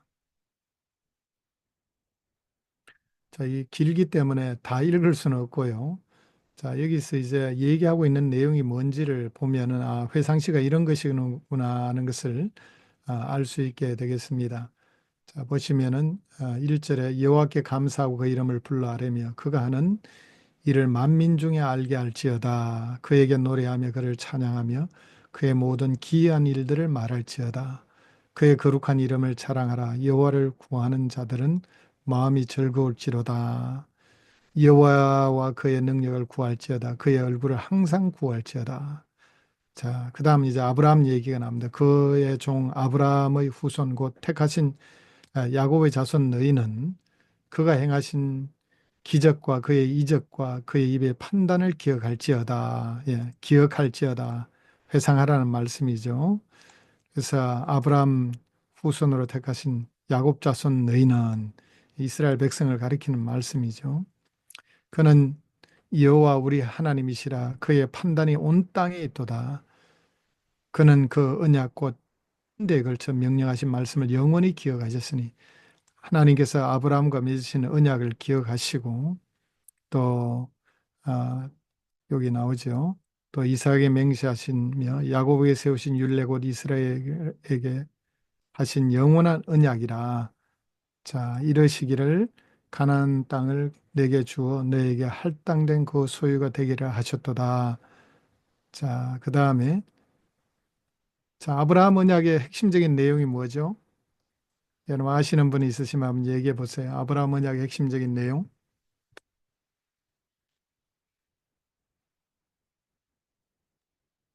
내 자손을 별같이 많게 하겠다, 예, 모래같이. 예, 자손의 복. 그 다음에요.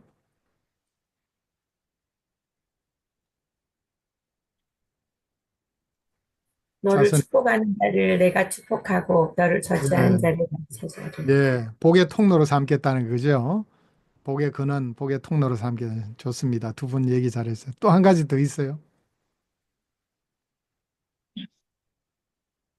다윗의 혈통에서, 내 혈통에서 임금님이 오실 거다. 예, 임금님이 오실 거다. 그거는 다윗 언약에 나오는 내용이고요. 그것도 후대에 적용이 됩니다만은 한 가지 더 있습니다. 자, 땅의 복이죠. 예, 땅. 예, 내가 밟는 땅을 내게 주리라. 그리고 자손의 복. 예, 자손을 하늘의 별처럼 많게 하고 땅에 모래알처럼 많게 하겠다. 그 다음에 너를 축복하는 자에 내 축복하고 저주하는 자에 저주하리라. 예, 복의 통로로 사용하겠다는 이 세 가지 내용이 아브라함 언약의 핵심적인 내용입니다. 자, 이 언약이 이스라엘 백성의 삶 가운데 이루어졌을까요? 안 이루어졌을까요? 다 이루어졌죠. 출애굽할 때 얼마나 나왔어요? 200만이나 되는, 장정만 60만이잖아요. 그죠? 네. 200만이나 되는 큰 민족을 이루었습니다. 당시 200만은 어마어마한 겁니다.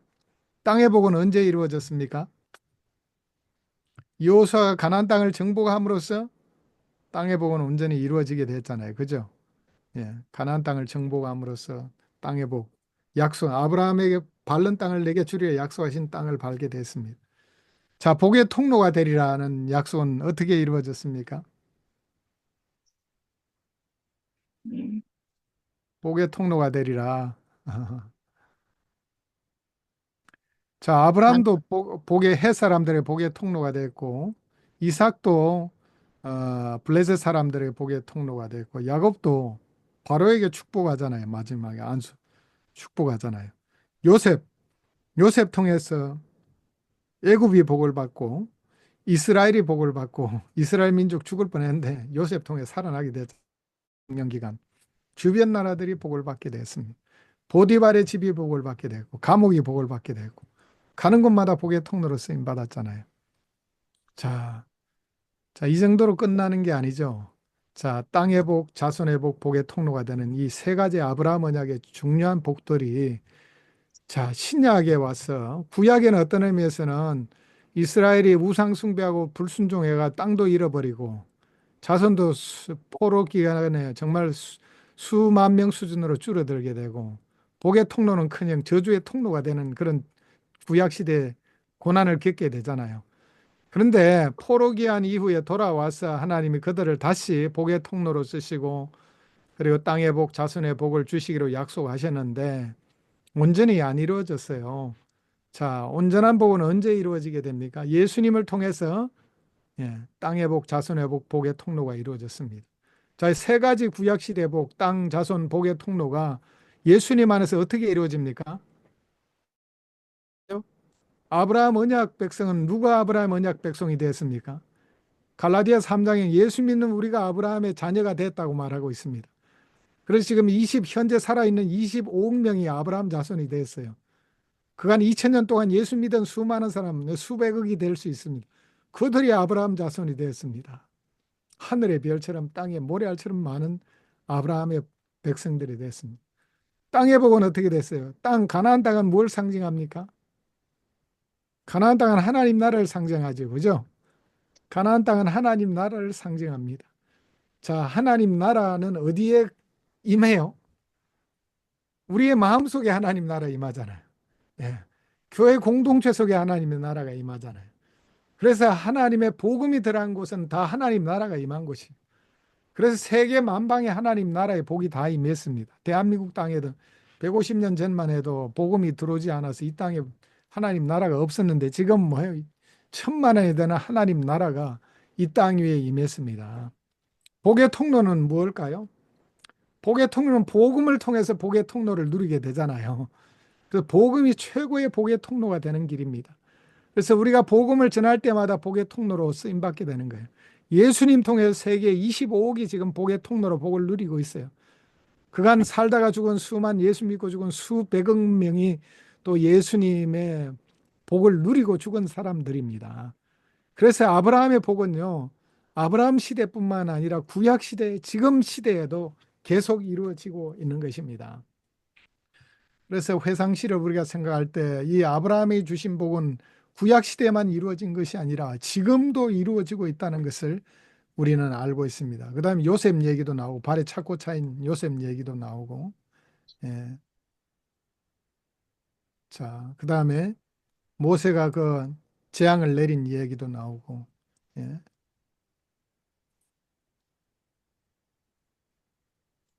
자, 그리고 광야 생활 중에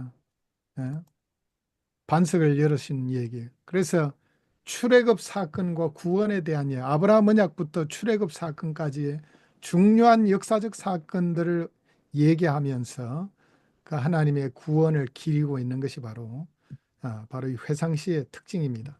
자, 시편 105편은 이렇게 아브라함 언약부터 또 모세 시대까지 주로 다루고 있지만은 시편 106편은 그 이후에 이제 실패의 역사를 또 회상하고 있습니다.